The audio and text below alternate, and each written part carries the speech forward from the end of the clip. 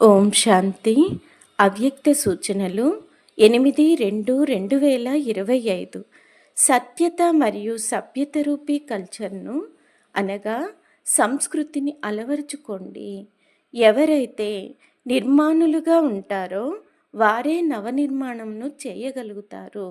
శుభ భావన మరియు శుభకామనలకు బీజమే నిమిత్త భావము మరియు నిర్మాణ భావము. హద్దుకు చెందిన గౌరవం కాదు, కానీ నిర్మాణముగా ఉండాలి. ఇప్పుడు మీ జీవితంలో సత్యత మరియు సభ్యత యొక్క సంస్కారాలను ధారణ చేయండి. ఒకవేళ వద్దనుకుంటున్నా సరే, కోపము లేక చికాకు వచ్చినట్లయితే మనస్ఫూర్తిగా మీఠా బాబా, మధురమైన బాబా అని అనండి. అప్పుడు ఎక్స్ట్రా సహాయము లభిస్తుంది. ఓం శాంతి.